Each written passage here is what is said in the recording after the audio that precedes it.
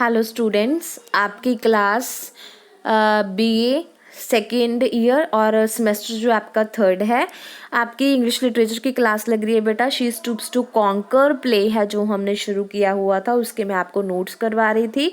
Last video में मैंने आपको क्वेश्चन शुरू करवाया था, social and psychological contrast in she stoops to conquer. उसका फर्स्ट पार्ट हमने कर लिया था, उम्मीद है आपको समझ में आ गया होगा। आज हम इसका सेकंड और आखिरी पार्ट कर रहे हैं जिसमें आपका ये क्वेश्चन कंप्लीट हो जाएगा। तो आगे है ये, another form of contrast which manifests itself in the various ways throughout the play is the difference between appearance and reality. another form है जो contrast की, वो इस play में क्या दिखाई गई है, appearance और reality, सामने क्या है और reality क्या है, उसके बारे में हमें फ़र्क दिखाया गया है। डिसिप्शन मैंने आपको बताया था थीम में, धोखा देना, and misunderstanding are rife, in ये दोनों कंसेप्ट है जो इस प्ले में है। And this enables the audience to see how certain characters react in different situation. और ये दोनों डिसिप्शन और मिसअंडरस्टैंडिंग है जो वो करेक्टर्स को, जो ऑडियंस को दिखाती है कि कैसे करेक्टर्स है जो डिफरेंट सिचुएशन में रिएक्ट कर रहे हैं। The various deceptions also provide humour in the play, बहुत सारे धोखे हैं जो वो इसमें प्ले में ह्यूमर, लाफ्टर पैदा करते हैं, हंसी पैदा करते हैं। And make people look foolish, और लोगों को मूर्ख दिखाया गया है। Other deceptions include Constance pretending to be in love with Tony in order to humour. दूसरा हमें धोखा दिखाया गया है कॉन्स्टेंट का, pretending to be in love with Tony, Tony के साथ उसका प्यार, इन ऑर्डर टू ह्यूमर, सिर्फ एक हास रस पैदा करने के लिए, एंड पैसिफाई हिज मदर, और उनकी मदर को खुश करने के लिए, Mrs Hardcastle, pretending that the jewel have been stolen, उसको ये बताया गया कि उनकी जो ज्वेलरी थी वो गुम हो चुकी है, चोरी हो चुकी है, which is immediately followed by her being deceived on the same way by her son. उसके सन ने भी उसको ये फॉलो करने के लिए मजबूर किया कि उनकी जो ज्वेलरी है जिसकी वजह से वो, उनकी मदर उनको फोर्स कर रही है शादी के लिए, वो चोरी हो चुकी है। Tony pretending that the house is an in, Tony pretend करता है कि ये हाउस है जो वो एक सर्रा है। And Kate pretending to be a barmaid, और कैट प्रिटेंड करती है कि वो एक बारमेड है, मतलब झूठे करेक्टर बन रहे हैं। अनदर एक्सट्रीमली ह्यूमरियस, जो बाकी एक और बात जो इसमें हास रस पैदा करते, example of this is the scene in which Hardcastle is trying, another extremely humorous example of this is the scene in which Hardcastle is trying to train his servants to act as if they are used to receiving guests. Another जो extremely जो humerus है, हास रस है, उसकी example हमें इस scene में मिलती है कि हार्ड कास्टल है जो अपने सर्वेंट को ट्रेन करता है कि उसने गेस्ट को कैसे रिसीव करना है।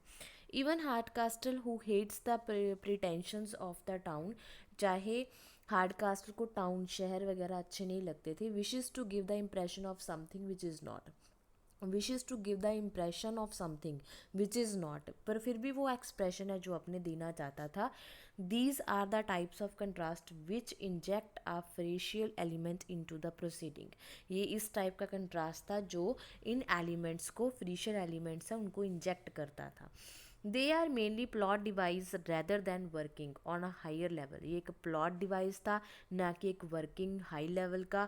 ऑल्दो एज प्रीवियसली मैंशन, जैसे कि पहले मैंशन किया गया है, द डिसिप्शंस डू, धोखे दिए गए थे, to a certain extent reveal the more foolish और snobbish aspect to some of the characters, कुछ मूर्ख करेक्टर्स जो मतलब दिखाए गए हैं वो दिखाते हैं। In particular Marlow and Mrs Hardcastle, उनमें मार्लो एंड मिसेस हार्डकास्टल हैं जो, क्योंकि मार्लो को इस बात से मूर्ख बनाया जाता है कि ये हाउस इन है, ठीक है, हार्डकास्टल है जो वो एक इन कीपर है, कैट है वो बारमेड बनी हुई है, तो वो फॉलिश हो गया। तो और मिसेस हार्डकास्टल को ये कह के फॉलिश बनाया जाता है कि जो ज्वेलरी है कॉन्स्टेंट की वो चोरी हो गई। Another important device of contrast used in the play is difference between what people want to do. दूसरा जो अनदर इम्पॉर्टेंट डिवाइस है कंट्रास्ट का इस प्ले में, वो डिफरेंस है किसके बीच, कि लोग करना क्या चाहते हैं, and what is detected that they should do, और व्हाट इज़ डिटेक्टेड जो जिसकी तरफ वो डिटेक्ट हैं दे शुड डू उनको वो करना चाहिए। वेदर बाय सोसाइटी, चाहे वो सोसाइटी है, देयर पीयर्स उनके पीयर्स हैं, फैमिलीज़ है, दे आर मैनी एग्जाम्पल्स, यहाँ पे बहुत सारी examples of this. Kate wears a housewife's dress in the afternoon to please her father, Kate housewife की ड्रेस पहन लेते हैं अपने फादर को खुश करने के लिए। How ever he and she has obviously reached a compromise in this matter, चाहे कि दोनों हैं जो आपस में कॉम्प्रोमाइज़ कर रहे हैं इस मैटर पे। Tony completely disregards the wishes of society and does as he pleased.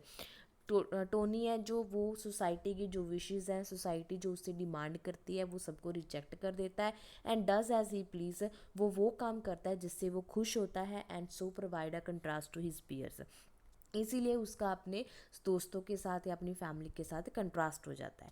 Constant comes close to eloping with Hastings, Constance होती है जो वो हास्टिंग से प्यार करती है, उसे शादी करना चाहती है, but at last minute changes her mind, पर एंड में उसका माइंड चेंज हो जाता है। She tells Hastings she can not face any new dangers by disobeying her guardians, वो कहती है कि वो और कोई नया डेंजर है जो वो खतरा फेस नहीं कर सकती अपने पेरेंट्स अपने गार्डियंस के खिलाफ जाके, and says she hopes that he will wait for her, और उसको कहती है कि हम खुद शादी नहीं करेंगे, हम उनकी सहमति से शादी करेंगे, तो उसको उम्मीद होती है कि हास्टिंग है जो मेरे लिए वेट करेगा। However both castle Hardcastle and Sir Charles Marlow want their children to be happy, चाहे हार्ड कास्टल और मार्लो दोनों चाहते हैं कि उनके बच्चे खुश रहें। It is only really Mrs. Hardcastle who retain the more old-fashioned approach to love and marriage. और जो रियली मिसेस हार्डकास्टल है वो ओल्ड फैशनड अप्रोच है उसकी प्यार के प्रति और मैरिज के प्रति। So at the end of the play, इसलिए प्ले के एंड में everyone gains who and what they wishes for, end में सब कपल्स बन जाते हैं, सबको जो चाहिए होता है वो मिल जाता है।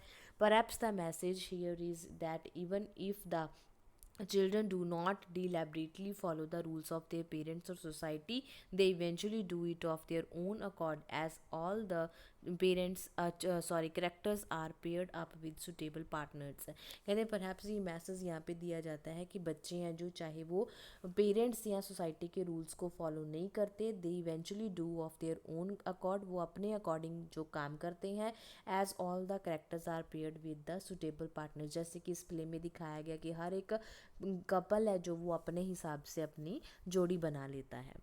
The other important message appears to be that, दूसरा मैसेज इसमें क्या है कि young generation all made their own choices, young generation है जो वो अपनी चॉइसेस खुद बनाती हैं, and it is assumed will be happy, और उनको मानना चाहिए ताकि वो खुश रह सके।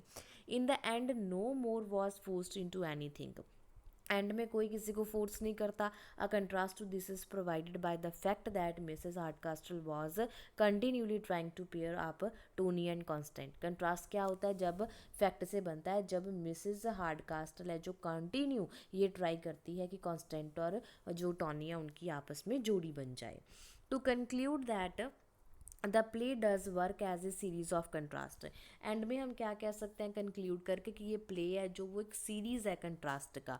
The characters are contrasted with each other, character एक दूसरे के साथ जुड़े हुए हैं, क्लासेस हैं, एटीट्यूड्स है टूवर्ड क्लासेस के लिए are examined. However the most important contrast are clearly between, important है जो कंट्रास्ट वो अपीयरेंस एंड रियलिटी है, between what people want to do, लोग क्या करना चाहते हैं, देयर ड्यूटीज़ और उनकी ड्यूटीज़ क्या हैं।